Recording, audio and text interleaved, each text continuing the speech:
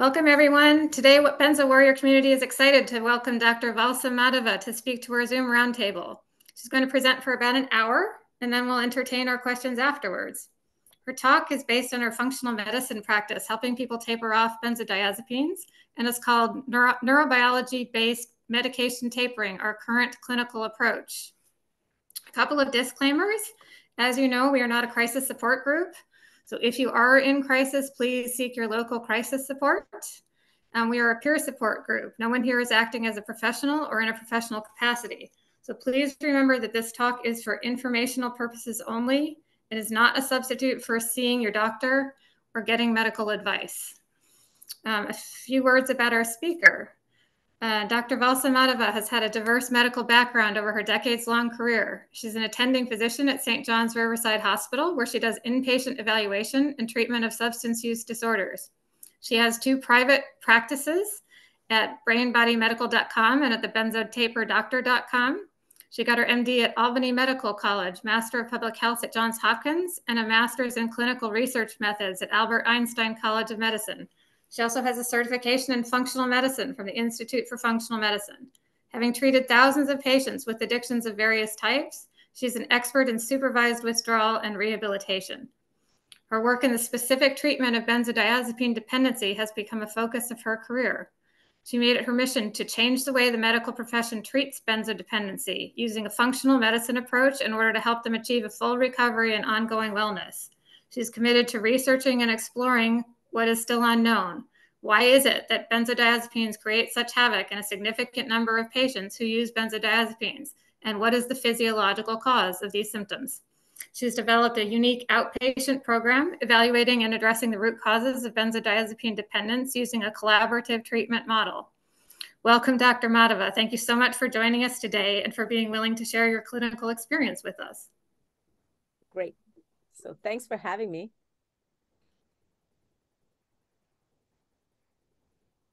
Carry it away.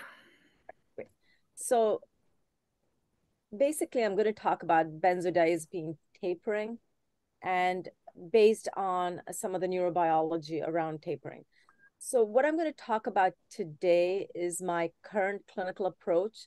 So that approach has changed over the time that I've been doing benzo tapering. So it may again change in the future. So please do not necessarily follow what I'm recommending today past the end of the year because things change. My practice changes.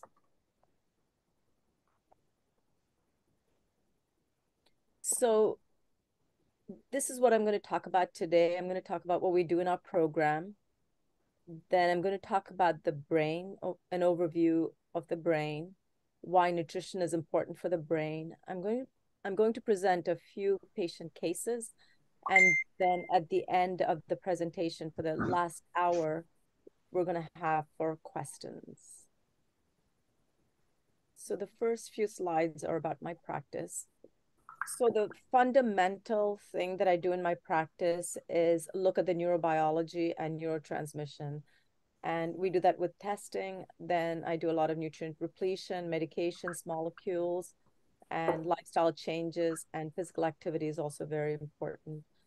And patients who come into the practice are asked to do several brain-body practices, things like meditation, yoga, exercise, Tai Chi, sauna therapy, cold therapy, and we have a list of about 15. The more they do, we just let them know that the easier it would be to taper. We have a mental health consultant, life coach in our practice. We have a meditation yoga coach, and we have a brain retraining coach. And we like it if patients bring their families to some of the appointments. It's best to have a support group when you're trying to taper. We also encourage patients to go online or ask for advice on how to taper, sort of be part of the tapering process. We encourage them to go to support groups, and if they have a benzo recovery coach, go ahead and continue with them. I think one of the most important aspects of the tapering is for the individual to decide why they want to taper off. Because tapering is a very difficult process. because you basically have perhaps symptoms as you're coming down off the medication. You're asked to do several tests, and you're asked to take supplements to balance the brain. So there are many things that you may need to do to taper off, and it's not a comfortable process. So you really need to figure out why you want to taper and whether you have the commitment to actually taper. So once a patient is accepted into the practice, they fill out several questionnaires. One is a medical history questionnaire. That's standard that you would get at your primary care visit. We ask about past medical history, present symptoms, past family history, medications. And the next questionnaire is about benzo-related symptoms. We have a list of about 235 that we've compiled from the Benzo Information Coalition website and the Benzo Reform website. They list patient-reported symptoms, and we've taken that and we've made a list, and we ask all patients to rate from 0 to 10 any of the symptoms that they may have. And then we repeat the questionnaire during their time with us. Then the next questionnaire, we will see that shortly. We will see what the questionnaire looks like shortly. Another questionnaire that we administer is called the neurotransmitter depletion or an amino acid chart. That is given almost at every visit that I have with the patient. So we'll look at that also shortly. Then we do a nutritional assessment and physical activity assessment for the patient. Then I look at outcomes. There's a PROMIS 29 questionnaire. That's an international questionnaire. 29 questions, and it looks at different domains of functioning: social functioning, physical functioning, anxiety, depression, and a few others. So this is a standardized outcome measure looking at whether our intervention is actually working.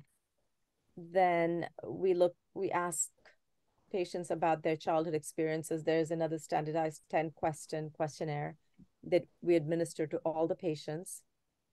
Then we also ask about substance use history. We have a few others that we may add depending on the patient. So this is the benzodiazepine symptom questionnaire. Again, this is compiled from the Benzo Information Coalition and the Benzo Reform websites. You can see number 3 starts with the letter A, abdomen cramping and distension. And in the middle row, you can see it ends at 235 with ZAPS. So the patient scores 0 to 10 if any of these symptoms are pertinent to them and how severe are the symptoms. And so again, we follow this over the course of time. You'll see that when I present patient cases. So this is another questionnaire that I give patients almost every time. This is the neurotransmitter depletion questionnaire. And so column A lists symptoms that's associated with certain neurotransmitters. So the first one is low serotonin. So with low serotonin, patients may have negativity, pessimism, low self-esteem. So there's a list of symptoms that are associated with low serotonin. So that's type 1. Right below that is low blood sugar, and below that is low endorphins. So the symptoms that may be associated with low endorphins. And on the next side is low GABA, which is type 4. Individuals may have painful or stiff muscles, burned out and stressed, unable to relax. So these are all different symptoms that indicate that the individual might have a low neurotransmitter. So this chart was created by Julia Ross several decades ago, and it has been used widely. So after the questionnaires, then patients are asked to do testing. The kind of testing that I do has varied over the time that I've been practicing. So I can do the organic acids test that's looking at the functional nutritional assessment, digestive function and gut microbiome. We can do food sensitivity. We can do cortisol levels. I look at blood count chemistries, iron, thyroid, B12, folate. We can do mineral and heavy metal analysis. And we do a urine test evaluating for neurotransmitters, and we do a serum test looking at fatty acids. So right now I'm doing the bottom 4 to 5. And in the past, I was mostly doing the top 5. So As I said, my practice varies over the course of time. I attend a lot of conferences, webinars, lectures, and depending on what I'm learning and what I think is most useful for the patient, I might change the test that I administer. And in terms of the tapering protocol itself, it's entirely patient-driven. In general, I leave the patients on whatever benzodiazepines that they come in with. Sometimes the patients want to follow the Ashton manual and switch over to diazepam. The couple of patients that have tried that, it hasn't been very successful. They tend to have many symptoms. So in my practice, I encourage patients to stay on the benzodiazepines that they're on, but if they wish to switch, we do switch. And usually the taper starts when the patient feels stable. And the taper starts at a decrement of 2.5%. So whatever dose they're on, we decrease it by 2.5% per day. And we remain at that dose for about 10 days to 2 weeks. And then we do the next decrement of 2.5%. So the patients continue with the 2.5% decrement until they want to maybe increase it to 5%. And if they feel stable enough, they can change their decreases, their tapering percentage.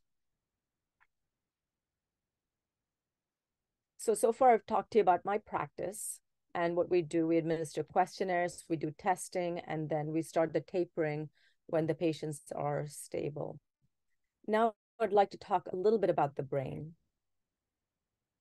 So when you go into any search engine, you can sort of say facts about the brain, and this is what'll come up.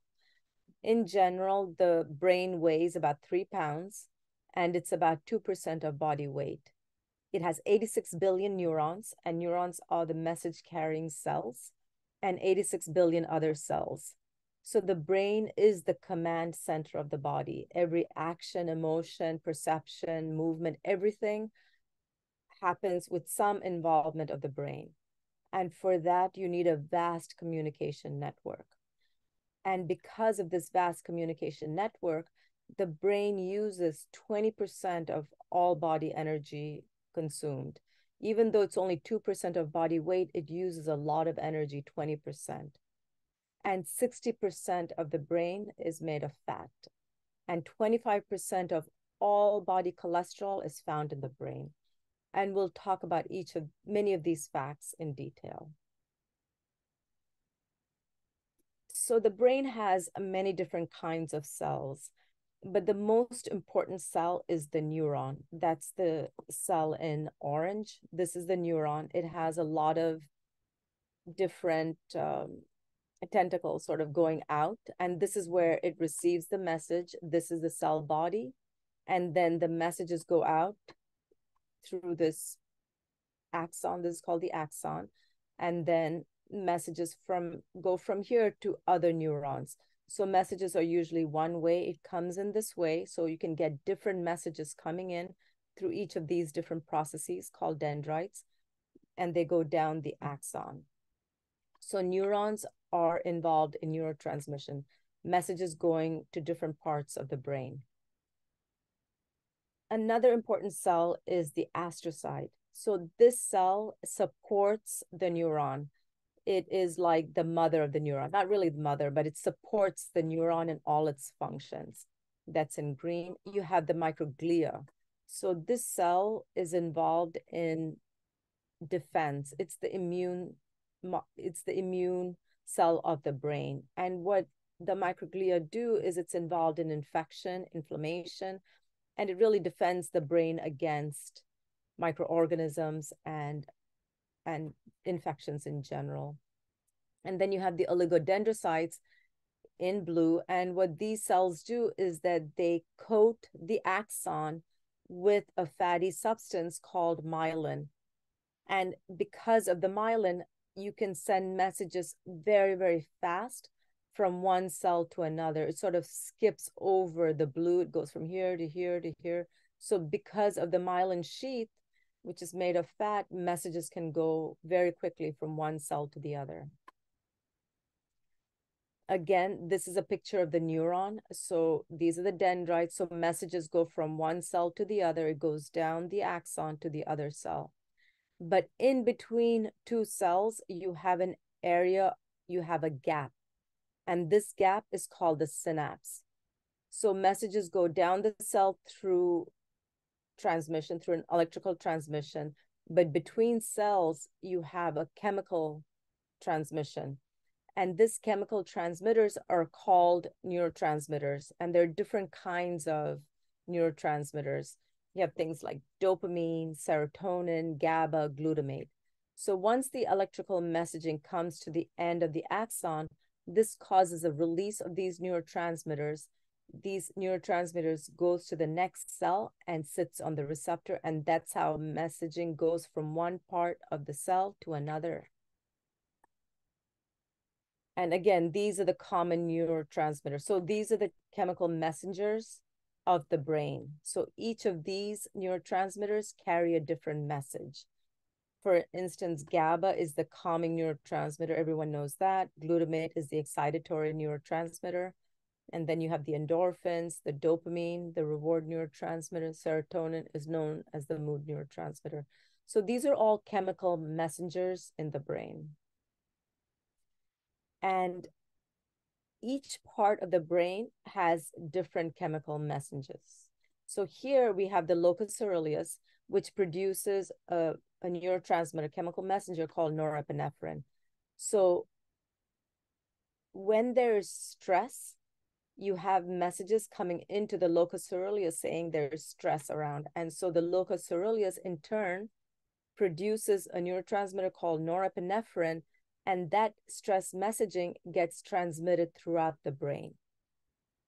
And it's through the axons, through the neurons, that we have all of these messages going across the brain. And for the messages to get across the brain in such rapidity, you need to have energy. And so that's why you have 20% of the whole body energy used up in the brain, because you have these messages going to different parts of the brain. The mitochondria, which are these organelles, this is the cell body of the neuron. The mitochondria are these organelles inside the cell body that produces ATP. ATP is the energy currency. So if you don't have enough ATPs, for instance, if your mitochondria is not working well and you don't have 20% of the ATP that you need for the brain to function, for the neurotransmission to occur across the brain system, your brain is not going to work well. So you need, the body and the brain needs to work well for neurotransmission to happen. So you need ATP and you need all of these neurotransmitters for the brain to do the kind of functions that it does. And in this study, there are thousands of studies. If you just Google mitochondria and the brain, you can get lots of different studies. I just picked one from 2021, published in Scientific American Neurology. And what they say, the title is, could mitochondria be the key to a healthy brain? When mitochondria become damaged or dysfunctional, one consequence is simply less ATP and therefore less energy for the normal operations of the brain. Studies suggest that these organelles could be key players in virtually every type of brain disorder, such as autism, psychiatric illnesses, such as depression, schizophrenia, and neurodegenerative diseases such as Parkinson's.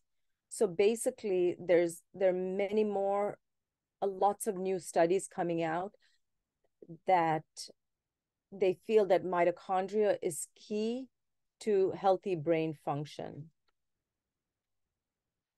And so how do we get the brain to function well? So we know that the brain uses all of this energy. It needs healthy mitochondria. We know that the brain is 60% fat. We know that it has 25% of the whole body cholesterol. We know that it needs neurotransmitters for messaging. So ultimately, the only way that the brain can function well is if the inputs to the brain are there. So that's where brain nutrition comes in. So the brain requires specific nutrients in the right amounts to function. Without them, it cannot function optimally. So you have macronutrients, meaning you need more of these protein. You need them as precursors for neurotransmitters. We're going to talk about this. We need different kinds of lipids or fats for cell membranes, and we should eat less carbohydrates. And we need micronutrients such as vitamins and minerals as cofactors. And in our practice, we recommend that patients eat high quality animal protein several times a day. Not just once a day, but really focus on trying to get as much protein as possible, because protein breaks down to amino acids, and amino acids are precursors to neurotransmitters. We'll talk about that shortly. And we need to have healthy fats in our diet, different kinds of fats, such as those found in nuts, seeds, butter, olive oil, coconut oil, lots of different kinds of fats. And we really need to not eat so much processed foods, because these foods don't contain the nutrients that our brain needs. So it just gives us calories without the nutrients. And of course, we need vegetables to give us the minerals and vitamins that the brain needs. And consuming a lot of water per day prevents dehydration. So when surveys have been done, and this was a survey from 2009, what they find is that many individuals in the US are missing key nutrients in their diet. Like 86% of the population, when they did the survey, were not consuming foods with vitamin E. 75% were deficient in folate, calcium, magnesium, on up. So if you don't have some of these nutrients that the brain needs, the brain is not going to function optimally. So the brain is going to start having symptoms. So why do we need proteins? So proteins break down into amino acids, and we have 20 different amino acids that are used in various forms in the body. But for the brain, the amino acids are needed to make neurotransmitters. And we talked about neurotransmitters before. So neurotransmitters have names such as serotonin, dopamine, GABA, glutamate, and those are all involved in messaging. They're chemical messengers in the brain to get messages from one part of the brain to the other and to the body. So here in the big green arrow, we have an amino acid called glutamine. We need glutamine to make glutamate, and we need this enzyme, glutaminase. And then to get to GABA, which is also an amino acid, you need to have this enzyme GAD1, and you also need vitamin B6, also called P5P. So if you don't have P5P or activated B6, you're not going to be able to make GABA. So GABA comes from glutamate. So you need to have enough of the amino acid glutamine. So to make serotonin in these red arrows, another neurotransmitter, and this is another neurotransmitter hormone called melatonin. So this comes from an amino acid called tryptophan. So tryptophan comes from our diet, and then you need all of these cofactors, again, activated vitamin B6, iron, molecule called BH4, and vitamin D. Only when you have all of those molecules plus an active enzyme called tryptophan hydroxylase are you going to make this intermediate called 5-HTP. And again, B6 is needed to make serotonin. So if you don't have the amino acid called tryptophan and all of these cofactors, you may not have enough serotonin. Your brain may not be able to make enough serotonin. And if you're not able to make enough serotonin, then you may not be able to make enough melatonin. And the same thing with the catecholamines. Here, there are two amino acids, phenylalanine and tyrosine, that can be used to make dopamine. But again, you need different kinds of cofactors. Same thing, B6, iron, BH4 and vitamin D, and again, P5P, because the enzymes are very similar. That's why they use similar molecules. And this is another neurotransmitter. So basically, neurotransmitters are made from amino acids, and amino acids are breakdown products of proteins. So you need to have a good high protein diet and be able to digest them to make amino acids so that you'll be able to make neurotransmitters in the brain so that the brain can function well. So when you look at the literature, what is shown is that the levels and possible function of several neurotransmitters can be influenced by the supply of their dietary precursors. The neurotransmitters include serotonin, dopamine, noradrenaline, or norepi, which are formed from amino acids tryptophan and tyrosine. So there are hundreds of articles that show that if you have enough of the amino acids, the brain is able to make the neurotransmitters. Of course, you need the cofactors. And here's another article that says that the rates of synthesis of serotonin and catecholamines, which is dopamine, norepi, are sensitive to local substrate concentrations, which is the availability of amino acids.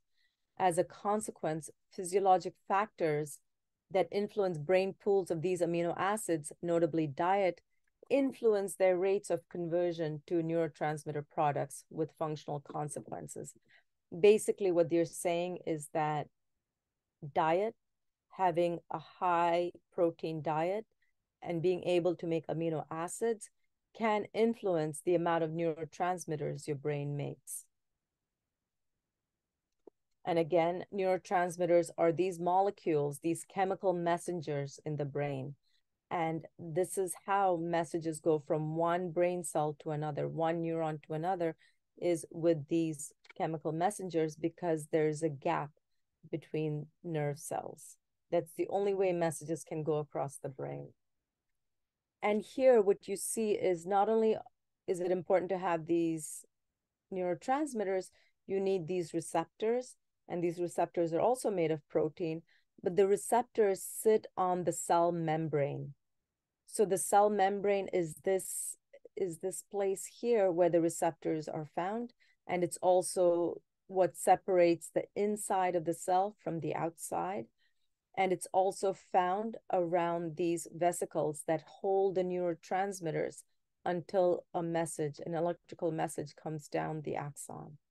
So the electrical message comes, it signals to these vesicles to release the neurotransmitters, and they go across to the receptor, which are found on cell membranes. And that's where lipids or fats come in. When we talk about fats, we think about losing weight. That's the way we often think about fats. And those fats are called triglycerides. But fats are actually called lipids. That's the name for fat, the overarching name for fats. Fats are a classification within lipids. And you can see there are many, many different kinds of lipids. And I told you earlier that 60% of the brain is made of fat, is actually made of lipids. It's not made of triglycerides. It's made of different kinds of lipids. And we have saturated fatty acids that come from coconut oil, palm oil. You guys have heard about that. So monounsaturated fatty acids are oleic acid from olive oil, and polyunsaturated fatty acids, the omega-3s, the flax seeds, the canola oil, the safflower oils, the chia seeds. All of those are polyunsaturated fatty acids. And then cholesterol is also a lipid. We talked about how the brain has 25% of whole body cholesterol is in the brain. So these are all the lipids that are found mostly in the cell membrane. So these lipids are not freely floating in general. They're mostly in cell membranes that we just talked about. So again, this is the cell membrane, and this is where these fatty acids are found. And this is what it looks like. It looks very complicated, and it is, because this is what separates the inside from the outside. And the receptors are here. You can see the receptors here, different kinds of receptors here. And then you have cholesterol. Cholesterol is very important for membrane functioning. So in the plasma membrane, which is the membrane that's here, this is the plasma, the outer membrane is called the plasma membrane. 50%, almost 50% of the plasma membrane is made of cholesterol. And then you have these other kinds of lipids. You have phosphatidylcholine, phosphatidylethanolamine, you have some minor lipids, and then you have sphingolipids. These are all the different kinds of lipids in the cell membrane. So we mentioned earlier that the brain is made of 60% of fat, and that fat is mostly in the cell membranes and also in the myelin sheath. And it's very important to have the right balance. Look at all the different kinds of lipids here, and then different parts of the cell, the different components of the cell also have membranes, and their mixture of lipids are different. So the way the brain works is through these messages that go across different areas of the brain, and they go across using these electrical signals. And then you also need these chemical messengers called neurotransmitters. Neurotransmitters are made from amino acids, vitamins, and minerals. And the cell membrane where the receptors are found are made of fats and fatty acids and lipids in general. And here in this article, what they say, again, this is in mice, we propose that the lack of ether lipids, so this is a kind of lipid, alters the properties of synaptic vesicles. So these are vesicles that hold the neurotransmitters, leading to reduced amounts and release of neurotransmitters. So if you have less ether lipids, the synaptic vesicles, the ones that hold the neurotransmitters, do not release the neurotransmitters as well. And what they're saying is that there is a consistent reduction by 20 to 40% in the levels of several neurotransmitters, particularly monoamines and the GABA. So then you have less of the messaging going from neuron A to neuron B. And in this paper and in mice, they're talking about less monoamines like serotonin, dopamine, norepinephrine, and GABA. And again, in this rodents, what they found is that if someone doesn't have enough omega-3s, which is polyunsaturated fatty acids, if there's a deficiency of these omega-3s, then that alters neurotransmission, especially in dopamine and the serotonin system, and also the cholinergic system. And here they talk about cholesterol and mental health disorders. And here they say cholesterol plays an important part in cellular structure and function, and changes in serum levels may affect neurotransmission in the central nervous system. So you need to have optimal levels of cholesterol, and total cholesterol needs to be over 200. And of course, the cardiologists are going crazy trying to actually lower cholesterol as much as they can, not really addressing what happens to the brain when the cholesterol is so low. So many individuals, especially older individuals, who are given statins trying to lower the cholesterol, wind up with dementia and wind up with other kinds of problems because of low cholesterol. And there's this one study that was published in 1999, which showed that diazepam, which is Valium treatment in rats again, induces changes in concentration of a kind of lipid in the liver and liver mitochondria. And so this is just one study. I haven't been able to find other studies, but it does show that perhaps the benzodiazepines do affect lipid concentrations in the cell membrane, perhaps in the brain, but we don't have any studies to prove that. So far we talked about amino acids and fatty acids or lipids being very important for the brain, that we need to eat a lot more protein, we need to eat a lot more good kind of fats, the different kinds of lipids to really help with neurotransmission, which is the basic function of the brain. But on the other hand, we shouldn't be eating many carbohydrates. And the standard American diet, unfortunately, is 50% of our diet is processed foods, things like pastries, candy, cakes. So we get 50% of our energy from these foods. So the reason that these foods are not so good for us is it doesn't contain the vitamins and minerals and the proteins and the good kind of fats that our brain needs for good functioning. So that's why in our practice, we really ask patients to cut out the processed foods and to try to increase as many animal products that they can eat, whether it's the liver, the brain, whatever kind of organ meats, plus, the usual muscle meats from animals. And then whole grains are good, and then any kind of vegetables. And then in terms of vitamins and minerals, as I showed you, for neurotransmitter synthesis, to make neurotransmitters, we need all of these different kinds of vitamins and minerals. Here you see vitamin B3, vitamin C, vitamin D. So we went through this before. So you need vitamins and minerals to make these neurotransmitters, besides other things in the body. And then we talked about how important it is to make energy. The brain uses 20% of all the energy that's made in the body. And the mitochondria make this energy, and the energy is called ATP. And this is one of the ways that the mitochondria make ATP. It's through the citric acid cycle. And here you can see all the different B vitamins that you would need for the mitochondria to work well. So you can imagine someone who might have a benzodiazepine dependence who's not eating well, and they may not be able to get all the B vitamins from their diet.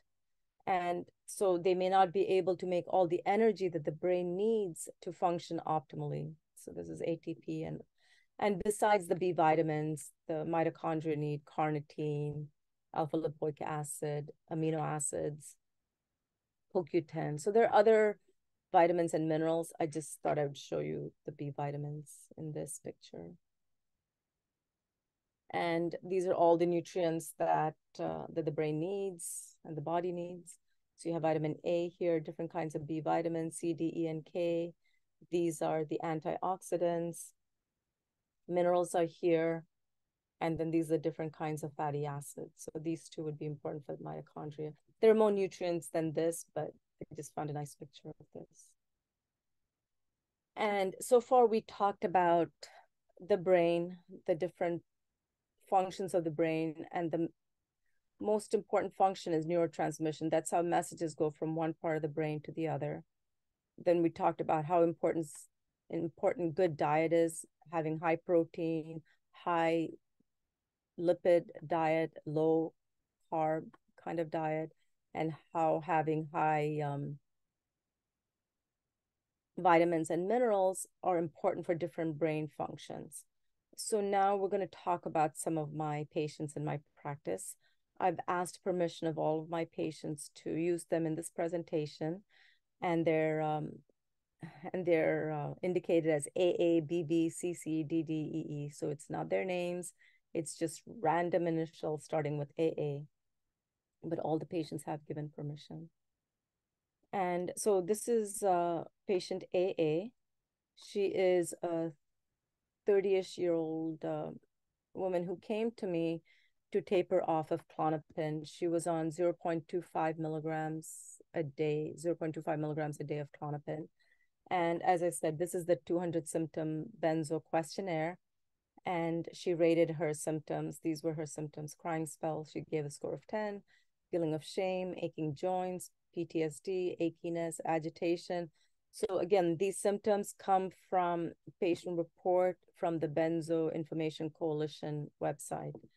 And this is how patient AA rated her symptoms. Then this is the neurotransmitter depletion questionnaire that we talked about earlier. And so this is low serotonin. These are the symptoms associated with low serotonin. These are symptoms with low melatonin, low catecholamines, low GABA, low endorphins. So you can see that she gave 10s for low serotonin symptoms.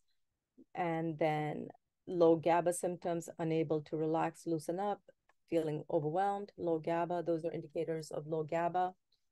And then these are some of the symptoms that are associated with low endorphin. So she gave us 10s for all of those.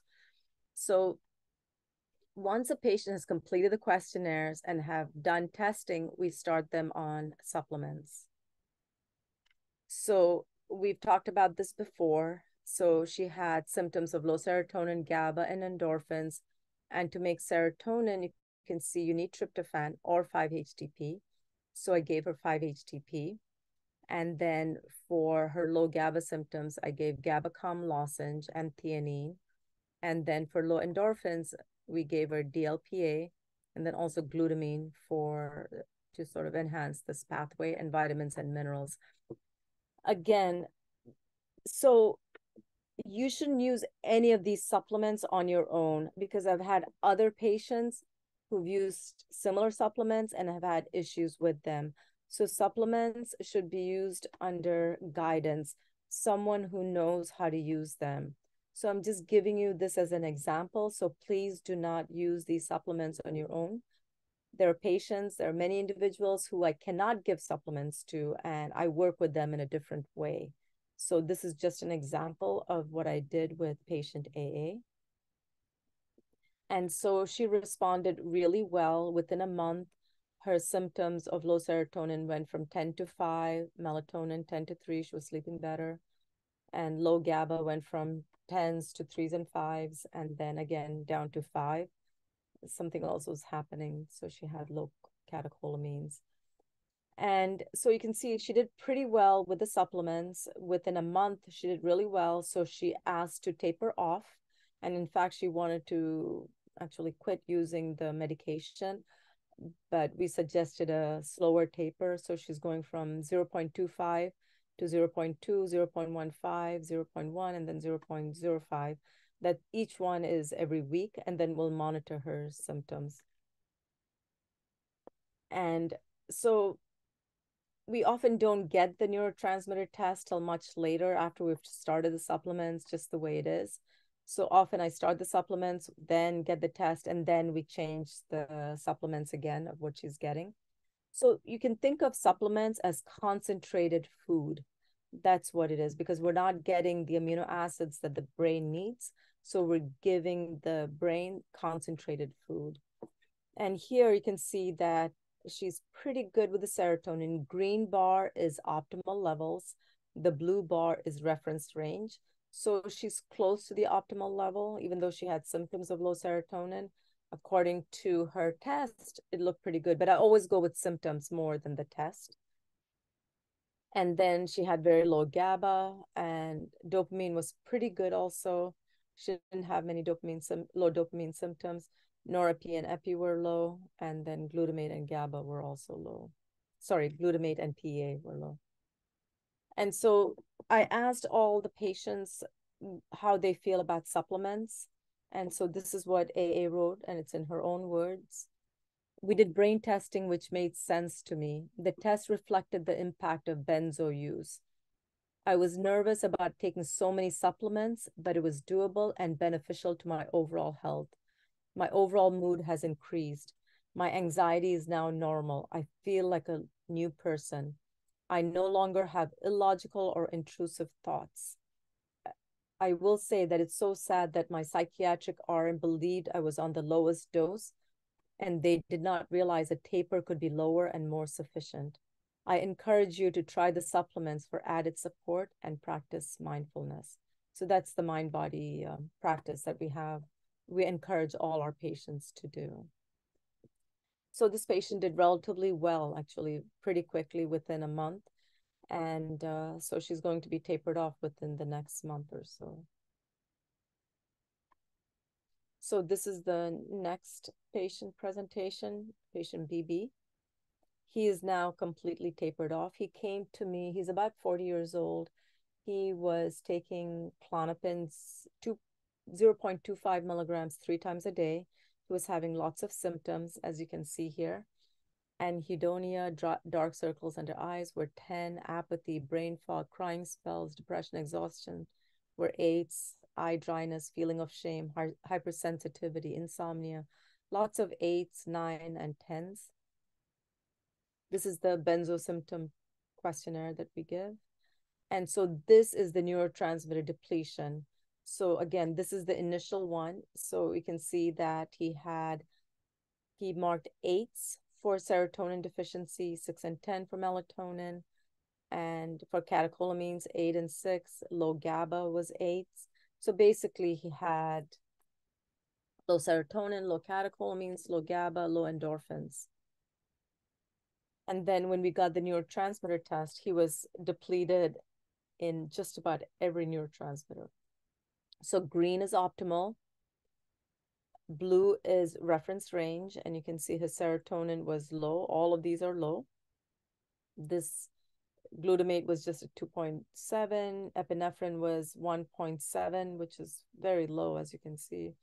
Norepi was 7.9. So all of these were low. And then this is the lipids test that I do. And you can see that the total phosphatidylcholine was at 8%. So 0 is sort of baseline for an average for the population. And you can see he's almost 1.4 standard deviations below. So it's very, very low. We want to see it 50% and above. And you can see all of these other fatty acids were also low. So as we talked about before, if you have an imbalance or low fatty acids, your cell membranes may not work well. And cell membranes are where receptors are located. And vesicles also have cell membranes. So you need to have a good balance of fatty acids or lipids for you to get good neurotransmission, the messaging system of the brain. So basically he was taking a lot of omega-3s, and you can see his omega-3 level is very high, but the others were very low. So we asked him to cut back on the omega-3s and gave him some of the other lipids. And you can see his B vitamins. This is the organic acids test. So you can see the B vitamins were all pretty much low or borderline. B2 was really low. And actually you need B2 for mitochondrial function. This is one of the key nutrients for mitochondria. And then you can see also essentially low minerals. And with him, we did a stool test, and you can see that he had low pancreatic elastase. So this indicates that he has low pancreatic enzymes, where optimal would be in the green, 500 and above.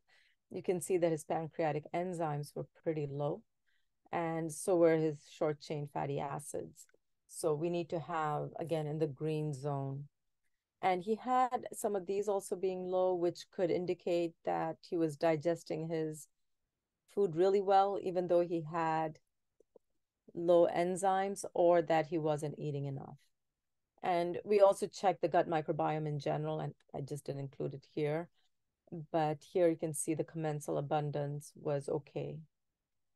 Those are your good microbiota. And these are the supplements I gave him. And just think of supplements as concentrated food.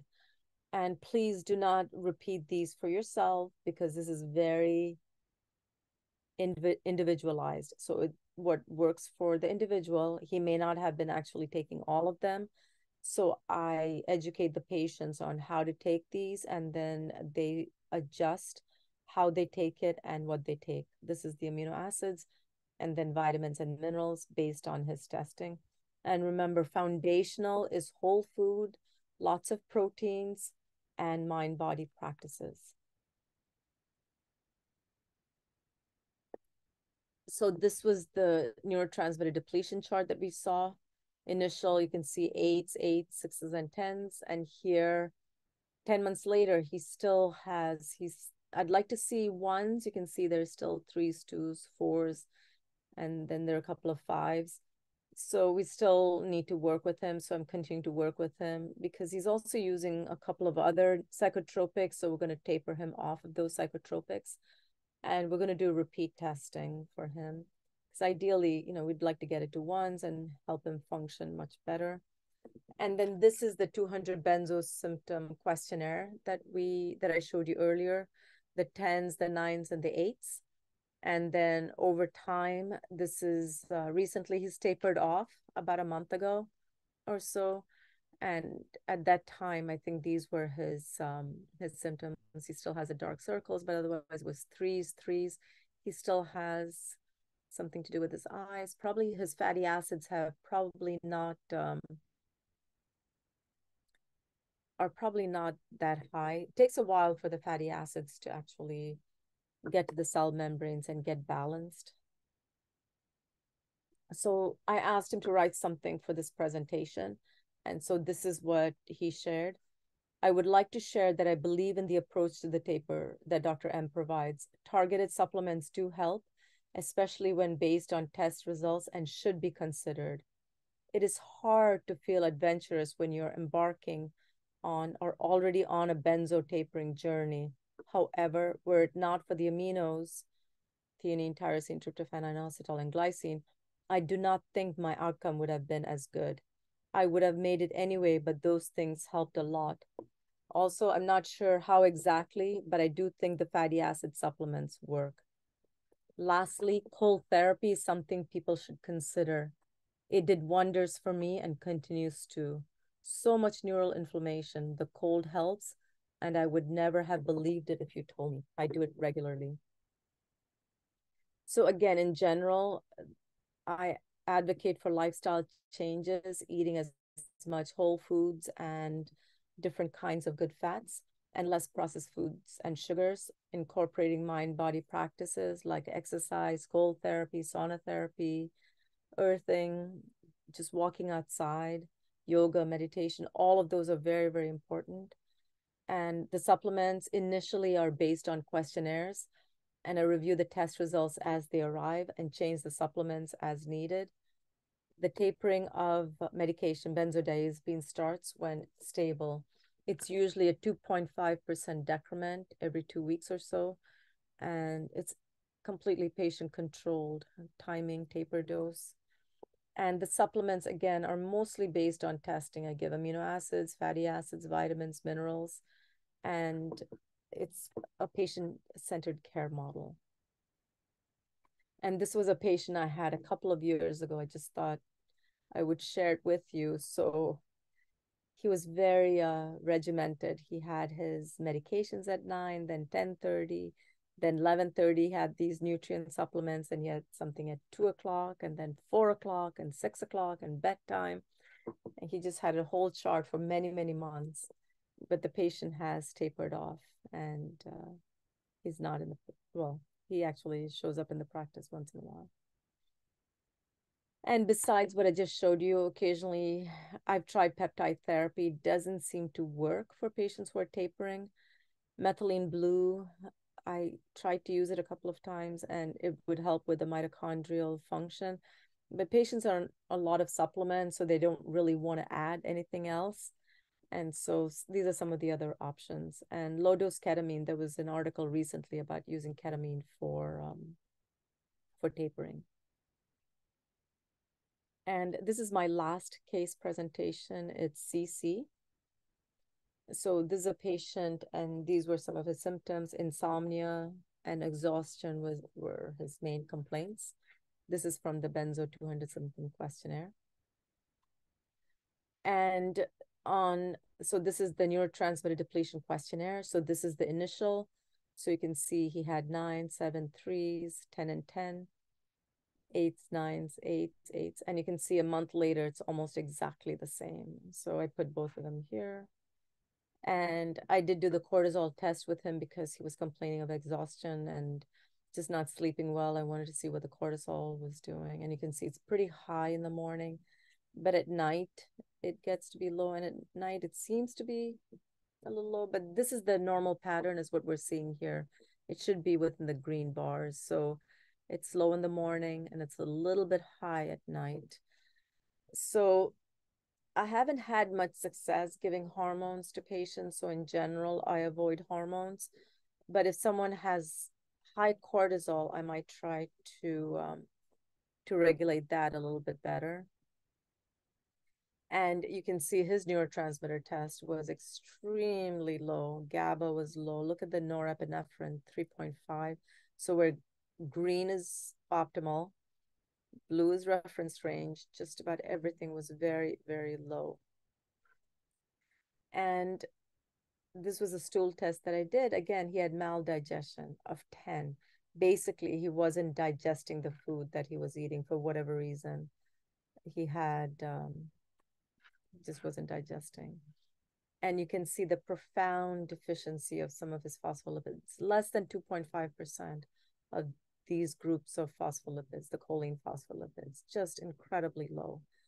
And what that would show to you, so he had also low omega-3s, this would show you that, cell membranes are not going to function well.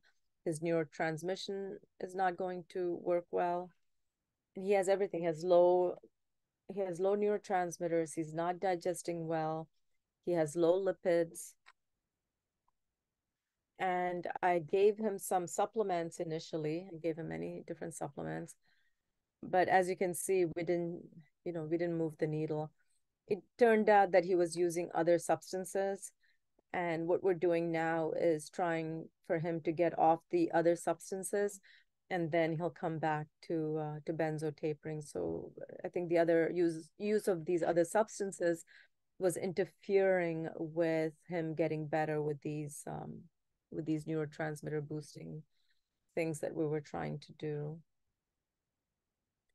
And this is another patient, not any of the patients that we talked about.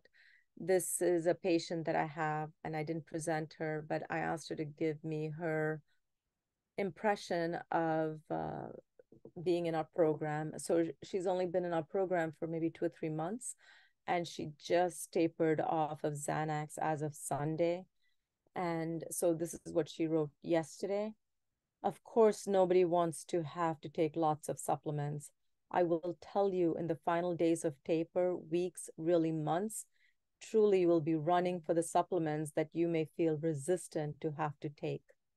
I am grateful that I actually have these supplements and a protocol now to help me, to help my brain and to help my body function without benzodiazepines in a way that I can have joy and faith and trust in myself, that I can have a life beyond a benzodiazepine injury. So that's the last of my slides. So I'm open for questions. First of all, let me just say on behalf of all of Benzo Warrior community, thank you so much, Dr. Madhava, for being here, for sharing your clinical practice with us and what you have learned with these patients. We're really, really grateful that there are doctors like you that are trying to learn how to help us. So thank you so much for being here. I know there are going to be lots of questions, but I'm going to first stop the recording. Give me a sec to do that.